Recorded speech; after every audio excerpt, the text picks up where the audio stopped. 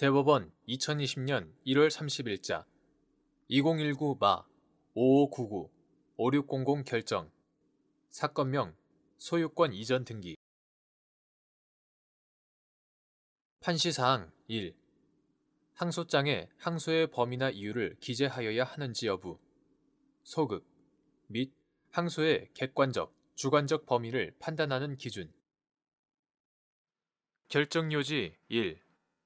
민사소송법 제397조 제2항은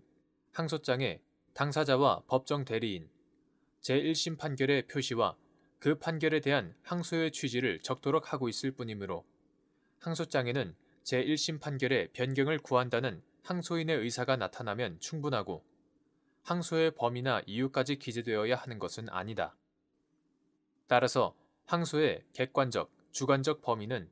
항소장에 기재된 항소 취지만을 기준으로 판단할 것은 아니고 항소 취지와 함께 항소장에 기재된 사건명이나 사건번호, 당사자의 표시, 항소인이 취소를 구하는 제1심 판결의 주문 내용 등을 종합적으로 고려해서 판단해야 한다. 판시사항 2. 항소심 재판장이 항소장 각하 명령을 할 수 있는 시기 항소장 송달 전까지 및 독립당사자 참가 소송의 제1심 본안 판결에 대해 일방이 항소하고 피항소인 중 한 명에게 항소장이 적법하게 송달되어 항소심 법원과 당사자들 사이에 소송 관계가 일부라도 성립한 것으로 볼 수 있는 경우 항소심 재판장이 단독으로 항소장 각하 명령을 할 수 있는지 여부 소급 결정요지 2. 항소심 재판장은 항소장 부본을 송달할 수 없는 경우 항소인에게 상당한 기간을 정하여 그 기간 이내에 흠을 보정하도록 명해야 하고 항소인이 이를 보정하지 않으면 항소장 각하 명령을 해야 한다.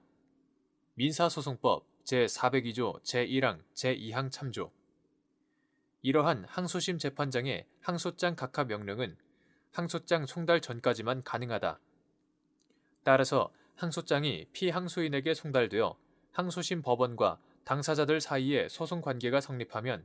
항소심 재판장은 더 이상 단독으로 항소장 각하 명령을 할 수 없다. 나아가 민사소송법 제79조에 의한 독립당사자 참가 소송은 동일한 권리 관계에 관하여 원고, 피고, 참가인 사이의 다툼을 하나의 소송 절차로 한꺼번에 모순 없이 해결하는 소송 형태이므로 위 세 당사자들에 대해서는 하나의 종국 판결을 선고하여 합일적으로 확정될 결론을 내려야 하고 이러한 본안 판결에 대해 일방이 항소한 경우 제1심 판결 전체의 확정이 차단되고 사건 전부에 관하여 2심의 효력이 생긴다. 이처럼 항소심 재판장이 단독으로 하는 항소장 각하 명령에는 시기적 한계가 있고 독립당사자 참가 소송의 세 당사자들에 대하여는 합일적으로 확정될 결론을 내려야 하므로 독립당사자 참가 소송의 제1심 본안 판결에 대해 일방이 항소하고 피항소인 중 한 명에게 항소장이 적법하게 송달되어 항소심 법원과 당사자들 사이의 소송 관계가 일부라도 성립한 것으로 볼 수 있다면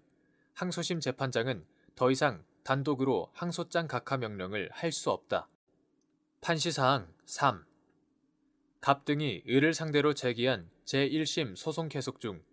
병학교 법인이 독립당사자 참가를 하여 갑 등의 본소 청구를 기각하고 병 법인의 청구를 인용하는 판결이 선고되자 갑 등이 항소하면서 항소장의 항소 취지에 원심 판결을 취소한다는 기재와 함께 본소의 청구 취지를 기재하였으나 참가 사건의 청구 취지는 별도로 기재하지 않았는데 갑 등이 제출한 항소장 부본이 병 법인에 송달되었으나 을에게는 폐문 부재로 송달되지 않았고 이에 원심 재판장이 갑 등에게 을에 대한 주소를 보정하도록 하였으나 갑 등이 보정 기간 내에 이를 이행하지 않자 주소 보정 명령 불이행을 이유로 갑 등이 제출한 항소장 전부에 대해 항소장 각하 명령을 한 사안에서 갑 등은 본소와 참가 사건 모두에 대해 항소한 것으로 보이고 갑 등이 제출한 항소장 부본이 병 법인에 적법하게 송달되어 항소심 법원과 당사자들 사이에 소송 관계가 성립한 이상 항소심 재판장은 더 이상 단독으로 항소장 각하 명령을 할 수 없다고 한 사례. 결정요지 3.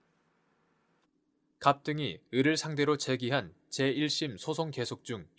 병학교 법인이 독립 당사자 참가를 하여 갑 등의 본소 청구를 기각하고 병 법인의 청구를 인용하는 판결이 선고되자 갑 등이 항소하면서 항소장의 항소 취지에 원심 판결을 취소한다는 기재와 함께 본소의 청구 취지를 기재하였으나 참가 사건의 청구 취지는 별도로 기재하지 않았는데 갑 등이 제출한 항소장 부본이 병 법인에 송달되었으나 을에게는 폐문 부재로 송달되지 않았고 이에 원심 재판장이 갑 등에게 을에 대한 주소를 보정하도록 하였으나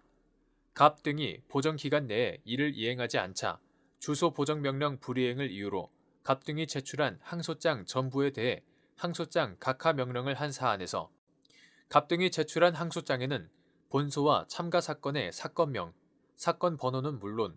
병 법인도 당사자로 표시되어 있고 제1심 판결의 본소 및 참가 사건에 대한 주문 내용이 전부 기재되어 제1심 판결의 취소를 구하는 취지가 담겨 있으므로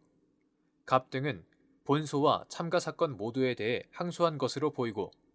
항소장의 항소 취지에 본소에 대한 부분만 기재하고 참가 사건에 대한 부분을 누락하였다는 사정만으로 갑 등의 항소 범위가 본소에 한정된다고 볼 수는 없으며